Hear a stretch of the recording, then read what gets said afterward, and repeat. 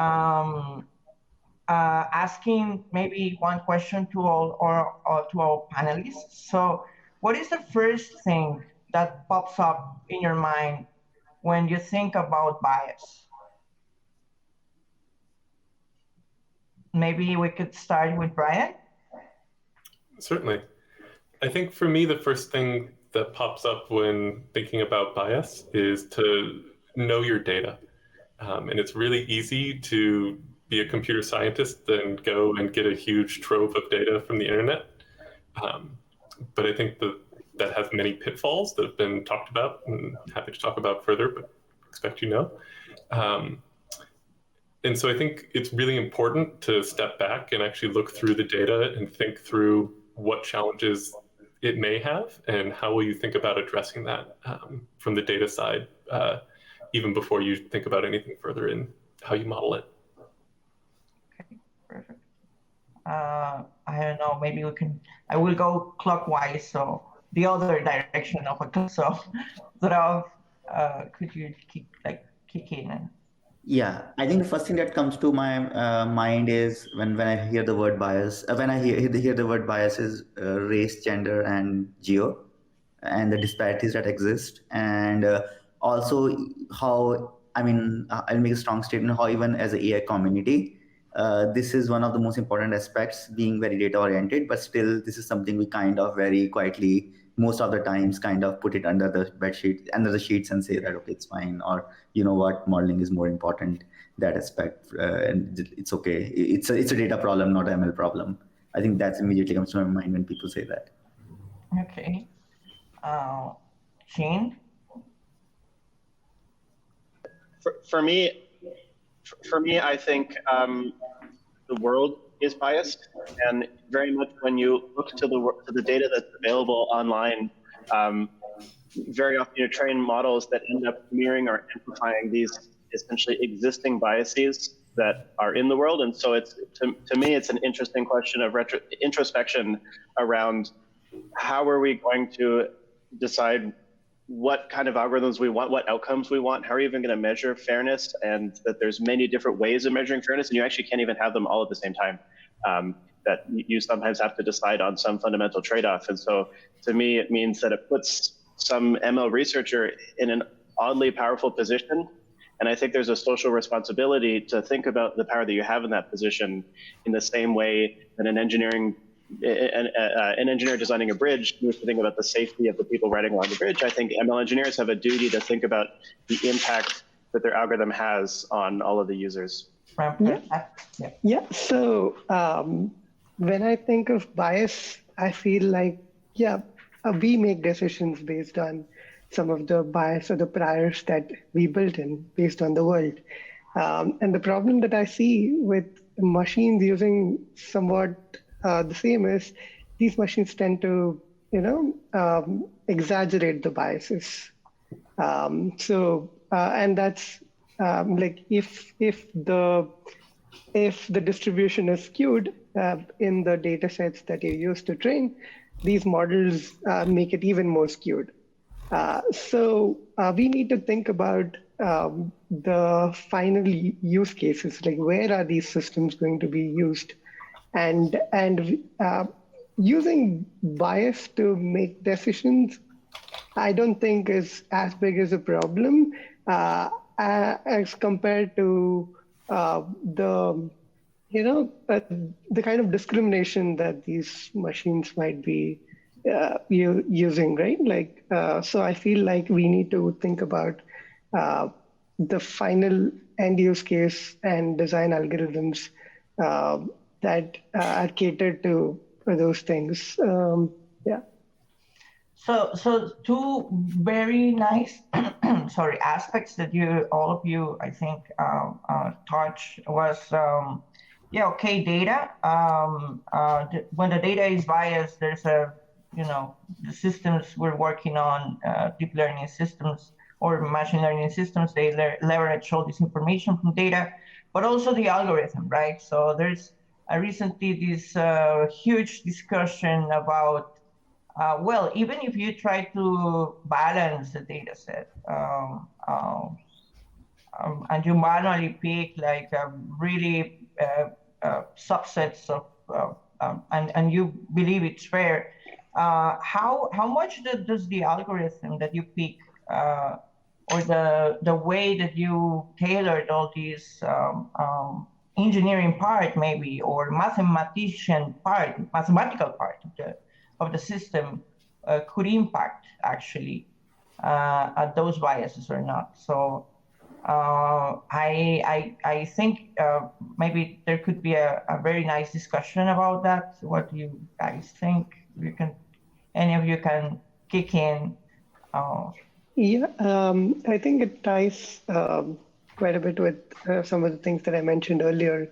There was this work by Sarah from Google who tried to look at this problem, like how these, how they found that basically when you try to compress the networks to fit in smaller devices, they found that most of the parameters of the network are trying to learn the most difficult part of the data. Like if there is a very weird looking cat, most of the neurons tend to focus on like getting that right. And so this is clearly an example of the overfitting problem, right? Like we would expect equal number of neurons to focus on like all these kinds of images, but clearly that kind of algorithm might not lead to a very good training accuracy. So yeah, I thought that was an interesting line of work, which showed that machines do, and especially when you try to compress these networks, the thing that you would remove would be these overly complex neurons that look for specific structures which are useful for only a small part of your training set, right? And so when you look at these algorithms, they might work well for the overarching the data points that occur frequently, but in the long tail, these kind of methods would do poorly, right? So I think it's just about I don't have a solution to this, but I just thought this was an interesting problem. Yeah, I agree completely, and also like really recent papers and also not so recent papers showing how machine learning, or computer vision systems, even in our benchmarks, right? The data sets that we use, how they, there's like a domain shift, even if like the same car, like data sets of cars, if you look at different data sets, they actually contain, like there's a difference between one and another. I think there's a paper which is from the unbiased look at dataset bias from CVPR 2011, and all these artifacts from all the data sets, and even though these are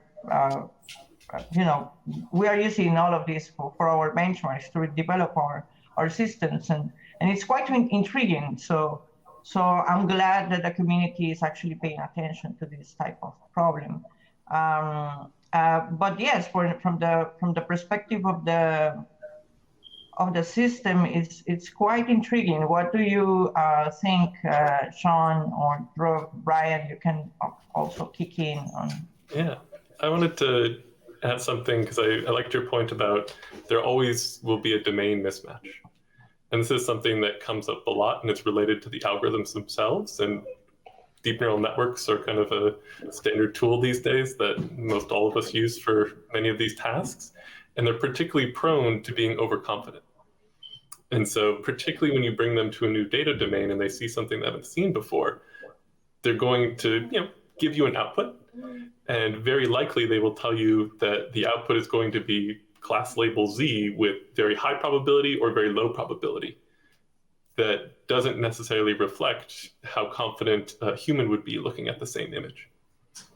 And I think this is one of the things that we need to be very careful of in this particular time as this set of techniques becomes very popular, is that how are we thinking about kind of this concept of amplification of bias, along with the fact that the tools we're using are known to be overconfident. And so there's kind of an interesting trade-off there in terms of the spot where there will be problems and challenges in data, but if those methods then are amplifying it, it's a strong problem. That's something that we know is true for deep neural networks. Yeah. I actually want to take a point regarding a modeling question that I'm not super convinced the biggest bottleneck currently is the modeling, to be honest, at least from the industry perspective. I mean, 2 points, right? I mean, sure. I mean, we are looking, if we look at there are some studies where neural networks, they try to analyze, they say that even if the data is stratified analysis, are those models trained from scratch? Are those models pre-trained from ImageNet and then fine-tuned?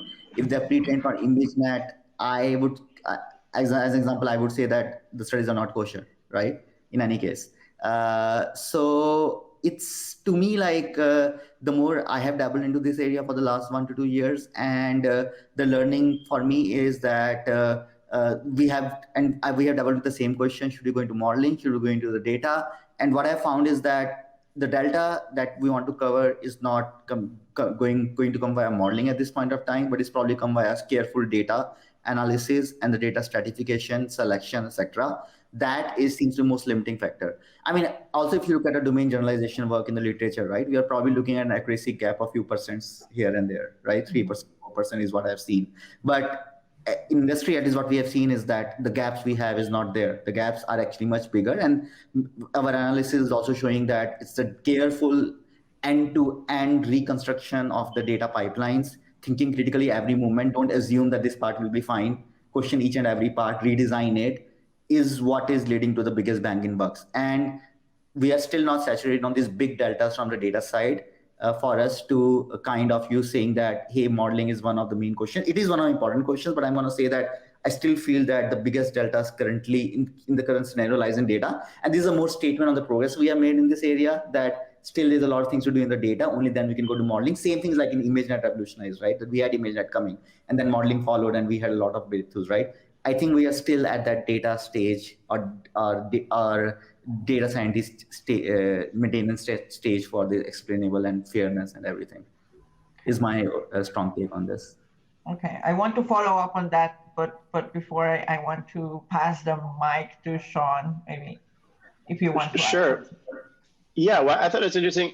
You talked about data and modeling, and I actually think there's maybe a third dimension or possibly a very important subcategory of data, which is who are the annotators?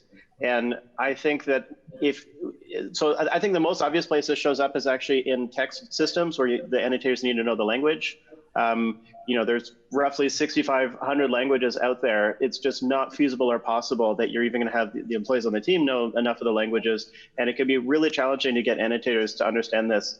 And the best we can do, I think, is to essentially look at this problem head on. And so when we're creating these annotator systems, start saying, hey, can I hire a little bit of people from everywhere? Because you're going to have, for example, like a search autocomplete system. All of these systems have feedback mechanisms. And so they will start recommending offensive things in all kinds of different languages. And you need to have someone who will catch that. I mean, one other approach is to just try and hire as diversely as you can, and then hope that some employee on your team will notice, hey, wait a second, it's saying this thing. And then I want to make one other point, which is building on what Brian talked about around essentially calibration error, which is these over or under confident systems. I think it's time we move beyond talking about the accuracy of a system and start talking about the calibration error of a system, and make this as an expectation. Like right now, you can have a great algorithm, improve the accuracy, win various awards at conferences, and have no question about how well calibrated is it. And reviewers are not expecting this of researchers. And I think it's time that we start rethinking our benchmarks, that it's not enough to have an accurate algorithm, but you need to have a self-aware calibrated algorithm. Yeah, so yeah, absolutely. That's a great point. And I also want to maybe dive deep on because in especially this audience, there's a lot of students, so maybe they don't have like that experience of industry or how real world system deployment or development, right? So you mentioned something quite interesting about, yeah, well, if we take like an ImageNet pre-trained model and you expect it not to be biased, it's not going to happen. So the big companies basically invest a lot of money and effort on these new like models or systems that train from scratch and takes hundreds and thousands of computing energy and hours to finally get to a very like a system that is not as biased, that is maybe good enough, and then you can actually take care of these other problems. So do you think that is like a really good strategy? Like moving from the bias problem to the, maybe energy consumption and like this other maybe swifting a little bit towards that topic. What do you think about is a trade-off good? Is it fair enough, let's say, for us to maybe to reduce the bias? Then we consume a lot of power, or like is what do you think about this? Yeah, these days, like we use a lot of, I mean, pre-training is super common in almost all the computer vision tasks, right? Like even in the data collection stage, when you're collecting data for a particular use case, like I was just wondering if we could go one level deeper. If people are anyway annotating it, looking at an image in their screen, like if you can capture a little more than just what they are typing, basically the label, about like where they are looking at when doing this. I mean, these softwares these algorithms are getting pretty good, right? To recognize to track their eye movements, where they are seeing and all that, right? I feel like that with like investing in that kind of algorithm, which can provide much more information. It's not just where they are seeing; it's about the time aspect, the temporal aspect. Like what are they seeing first, and then what are they looking at next, and how these things combine to form the final label that they are providing, right? So I feel like, and these days, I mean, we have a lot of like explainable AI techniques that take a problem, take a model, take a task, and give you a region of interest that machines typically look at when making the decision. Now we have something in addition, right? With these kind of rich data from humans during the data collection stage, we could now probably use much lesser data, but more richer. So these kind of models might learn from lesser data and at the same time make decisions for the reasons that humans typically make decisions, right? So that way, these machines might be more human-like and more trustworthy, and so on.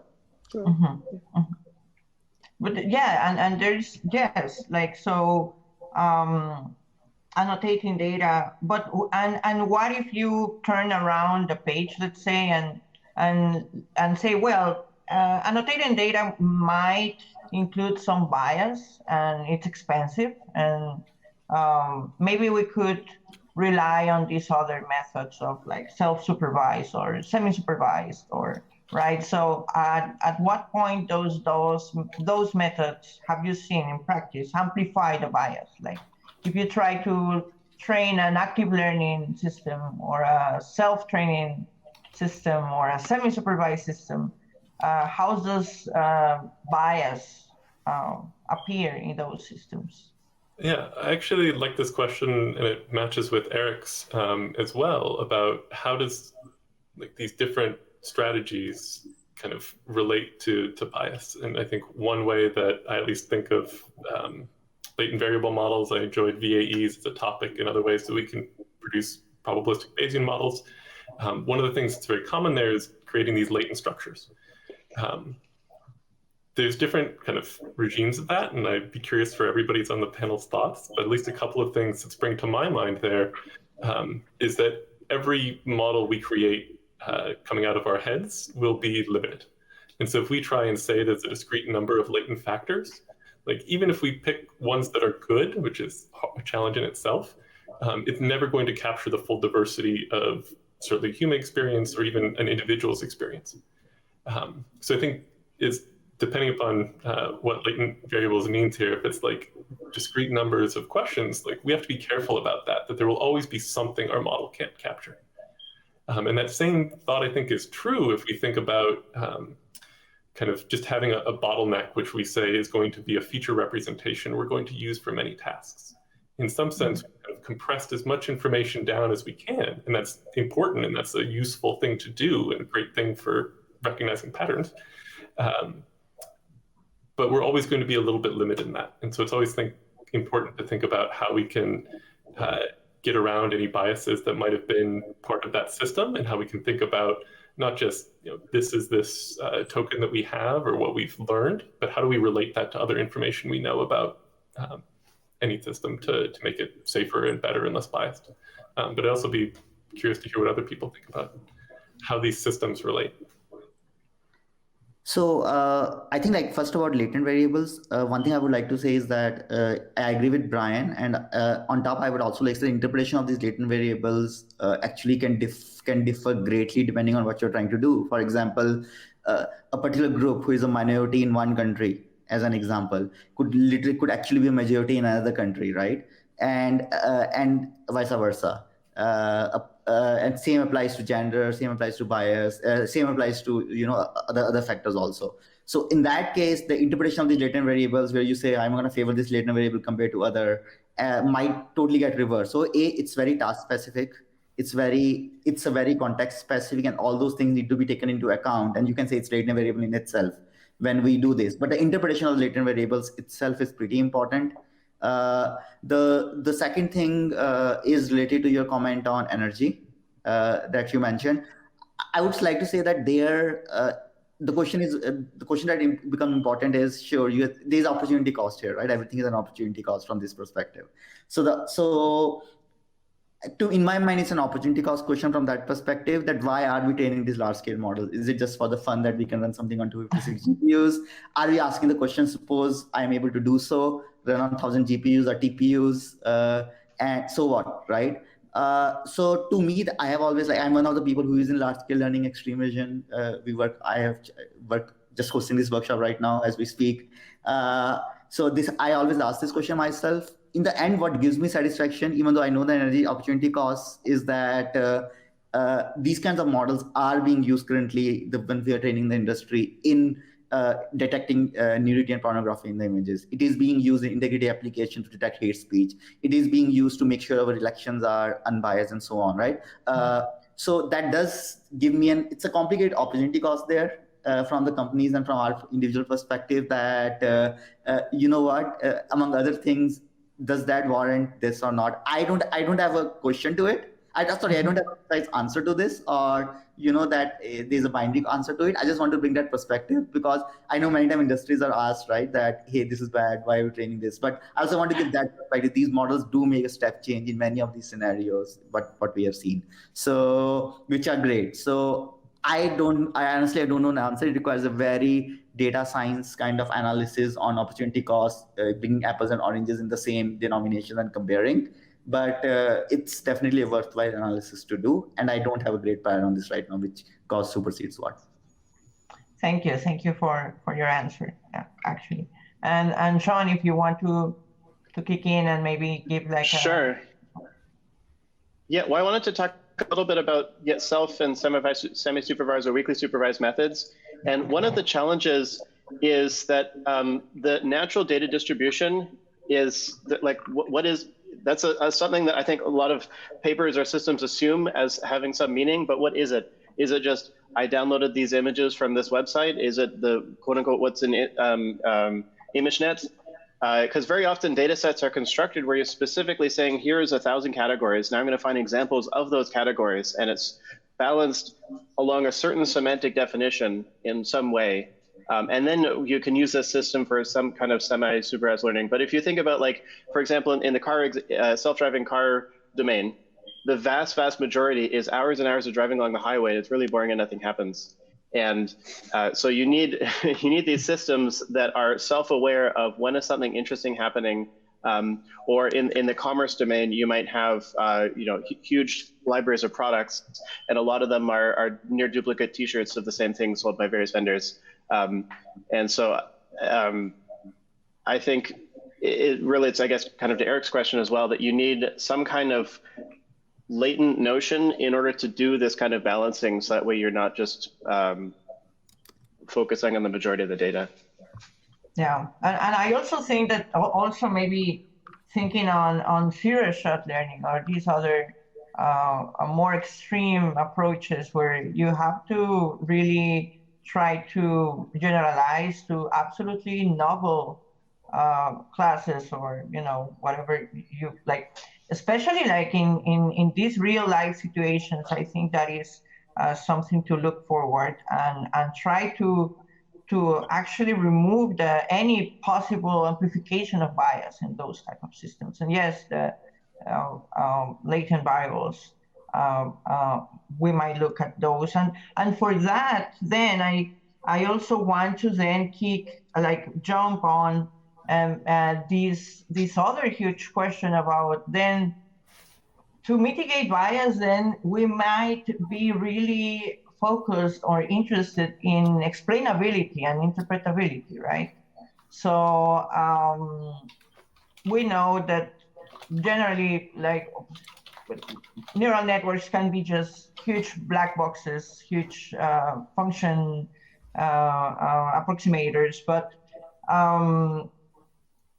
what about like how to try to explain what these systems are showing us, or and I want to ask you, like, for example, what is the difference of explainability and interpretability, first of all, so then we can jump straight to the system. I know all of you may know this, so if any one of you can jump in and maybe give like this notion of the difference of explainability and interpretability in machine learning or computer vision systems. So I actually have been reading quite a lot of literature on this recently, to be honest, both from vision perspective, non-vision computer science perspective, as well as beyond it, ethics perspective. I think the definitions are still ill-defined. Okay. Many 50% of the papers what I've read use it interchangeably. Few papers try to make this distinction, but so we need to be very careful when we are talking about the terms. I don't think when we use this term, we first need to explain what do you mean exactly, which is exactly the question you're asking, right? At least when I think about it, to me, interpretability means that something which is understandable by humans and the communications that humans can understand very easily.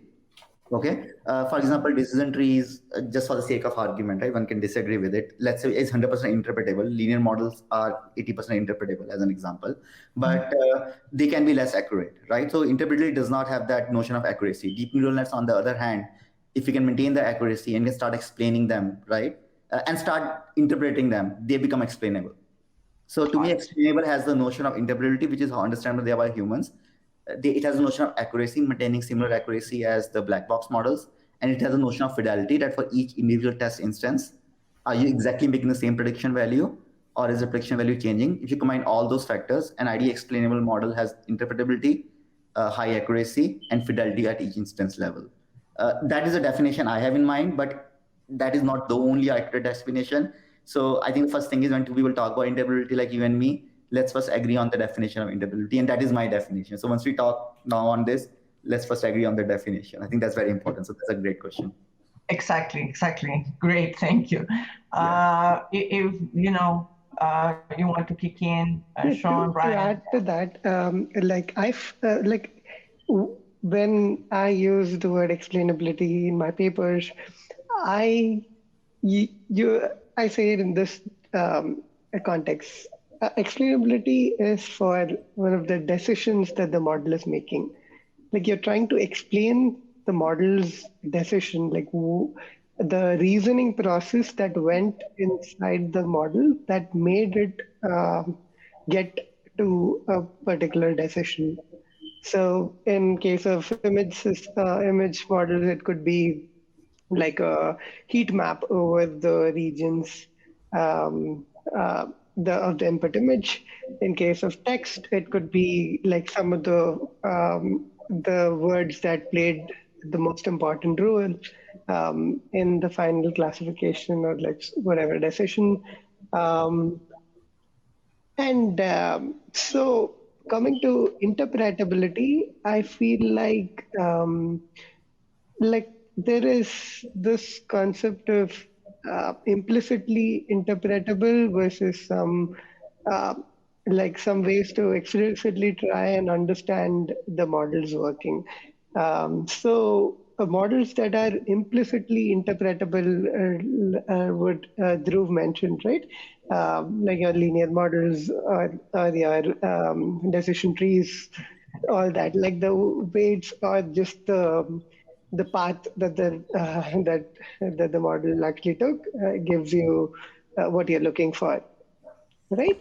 Um, and things that are there are other techniques to understand this in the deep model sense, like trying to form a graph from the network's perspective. Like basically, like if you take a deep model, like we try to draw a path, okay, yeah, these neurons in the first layer combined with these neurons in the second, combined with all these all form this particular decision.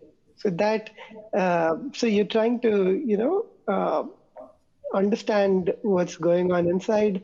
And I would say that this is like a form of explainable AI. Um, yeah, but So yeah, I like, agree that people do use these terms I mean, like interchangeably. Yeah. so maybe like a question towards that. What is your opinion maybe on these all these techniques of like CAM, right? Like the like integrated graphics, I mean gradient, sorry. So you backpropagate and then you have these nice highlights of where the model is looking at. Uh, like in your experience, um, and you know this particular technique has like a lot of work and variants.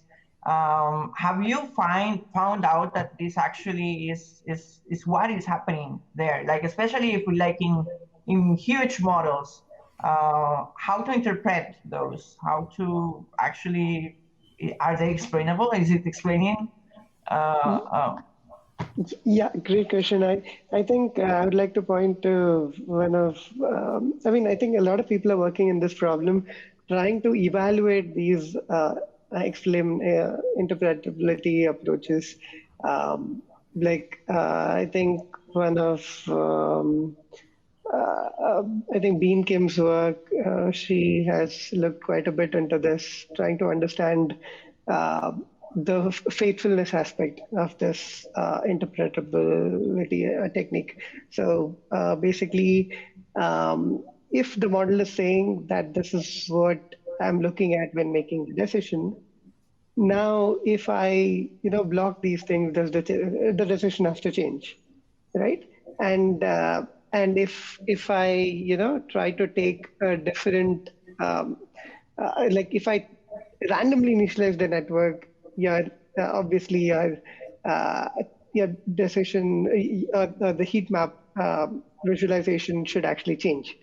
And on the other side, there is if you have multiple things happening in the image, if you have multiple categories that happen, people have found that backprop or like even regular gradients, integrated gradients, all these approaches try to, I mean, like they look at both the categories when making the same decision, right?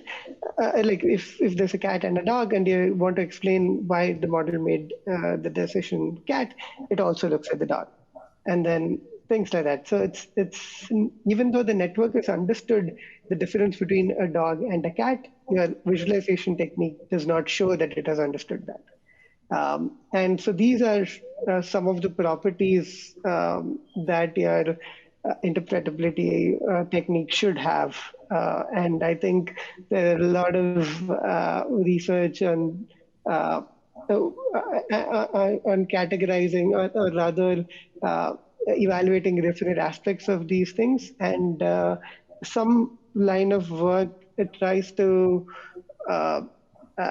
address this in the context of humans, like how useful, or rather knowing about this, how the decision process happens for a few images, does it make me understand how the network is going to behave when I give a completely new sample?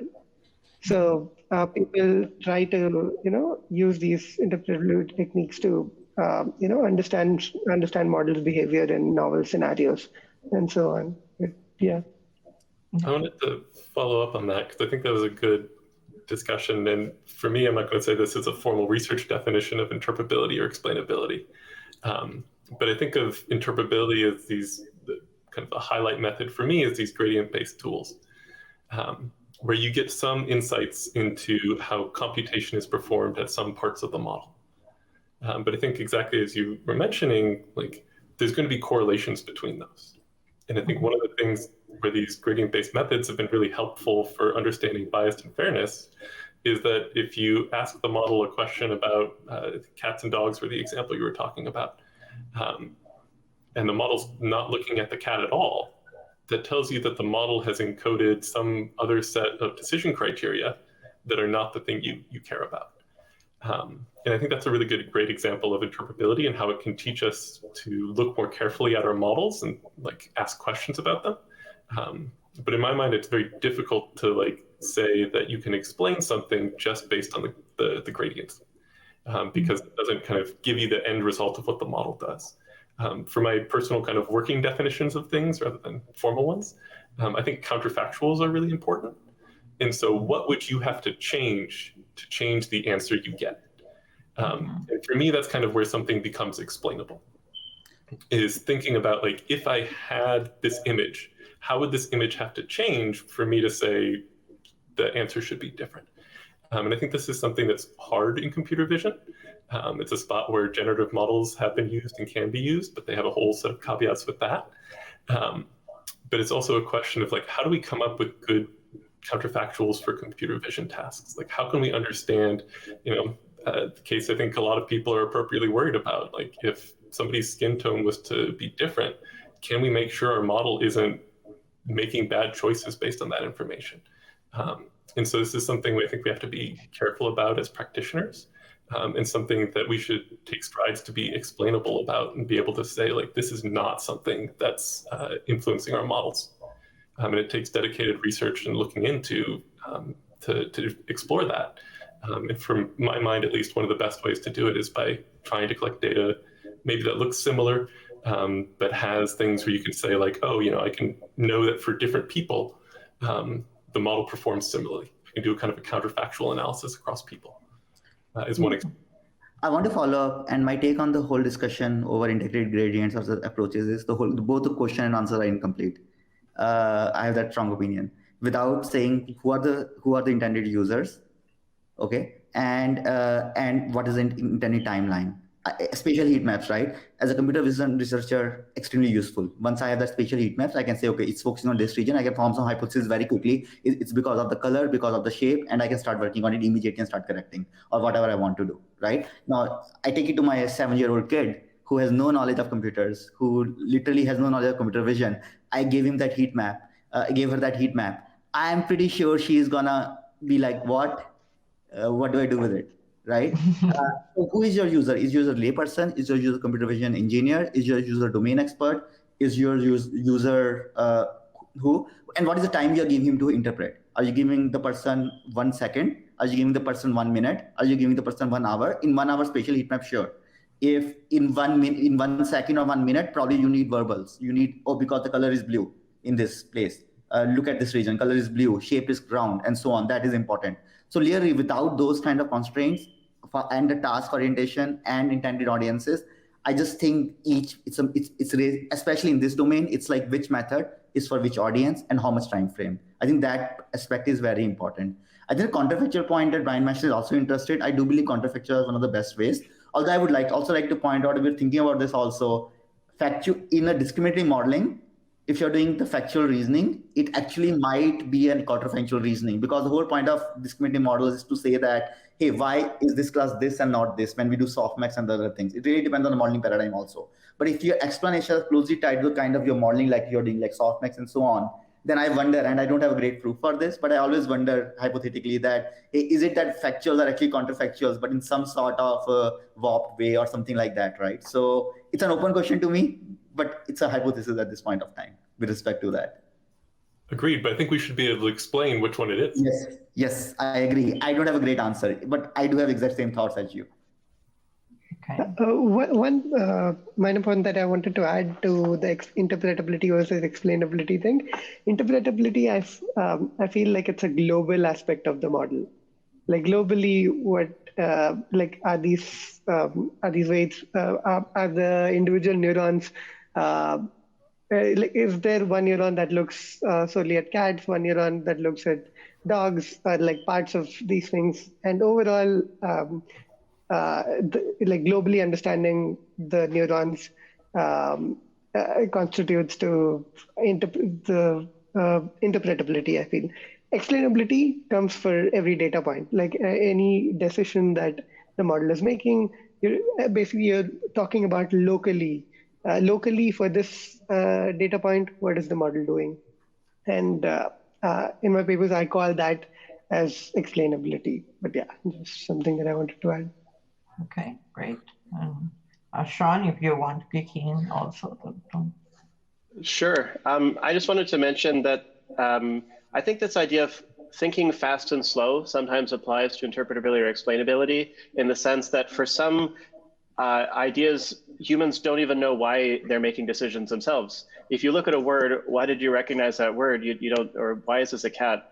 And so I think if you think about like in a neural network, the layers of perception, or in an overall stack, there's kind of this bottom part closer to the data where I think humans can't figure it out themselves. And so you could either say, hey, we should give up. Like, do we even want to try and solve that problem? Like, we need to abstract it up to a higher enough level that you say, okay, it's cat because it's furry and 4 legs or something, or whatever you wanted. But that's kind of abstracted away the problem of, well, what does it mean to be furry or have this number of legs? And so I think this is an interesting hierarchical question. Or alternatively, you could say, well, this maybe will give us an amazing insight into humans about, like, how does the human perception even work in terms of lighting up to figure out that black box? And so I kind of simultaneously feel like we shouldn't even try. And also, if we did do it, it would be amazing and breakthrough even for human psychology. Okay, great. And I actually, some question pop up in my mind. So especially after you mentioned counterfactuals and so on, and you people that are actually like impacting our community from the industry.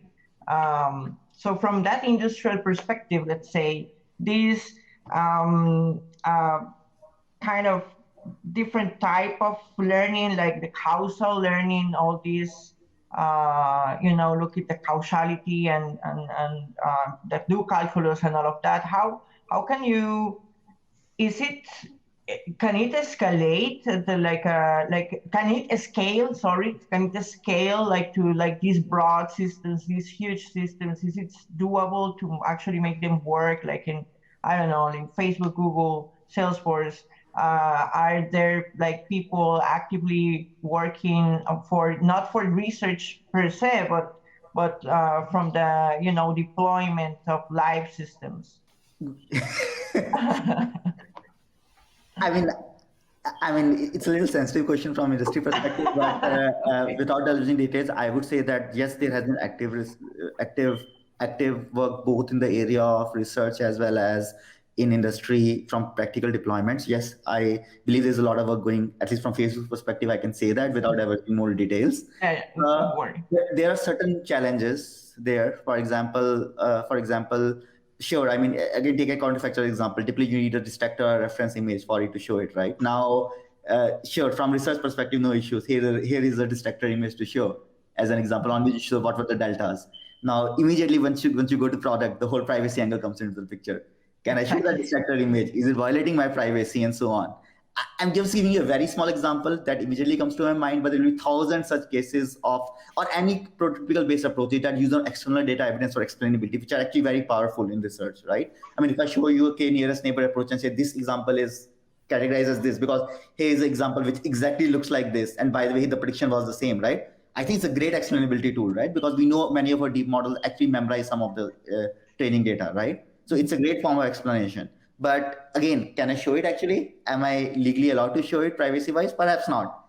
So these are all examples of flavor of challenges that I'm talking about at low level that does come into the picture, that deviates research from things. And there are these questions we are asking and trying to answer, which makes things trickier also. But yeah, there is a work, but I think like there are challenges also, like I said, in going from research to production there. So there's also a question from the chat. Maybe Niels, you want to, Hi, can you hear me?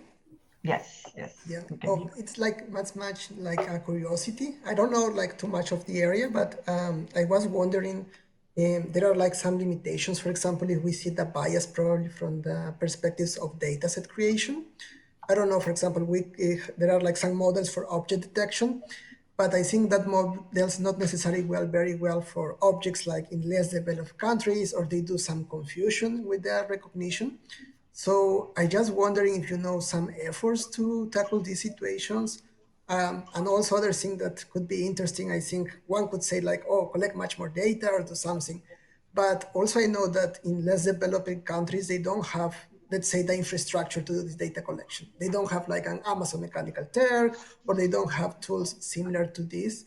So I just wondering if you have like some thoughts or ideas about this situation. Thank you. Yeah, I think this is a really great question. And one thing to add on, in addition to not having the infrastructure, correlated with that, countries without kind of as much online presence will have less data that's available to be kind of picked up in any of the ways that data might be picked up in other cases. And so there's a lot of kind of concern and needing to think about where is the data coming from. And you're exactly right. Kind of the different examples that have come up are thinking about like what does canonical events look like in different places. And so making sure that we think about that during dataset creation is a huge part of it. And some of it involves saying like, oh, if it's really easy to get images of what a certain event looks like in country A, but we don't see a lot of that through our normal means in country B or a different country. How do we go out and make sure that we actually get that data actively? And so this kind of relates back to one of the questions about like ImageNet is not a natural distribution of objects because it has a certain number of instances of every class. Anytime you collect a natural dataset distribution, it's going to have a very long tail.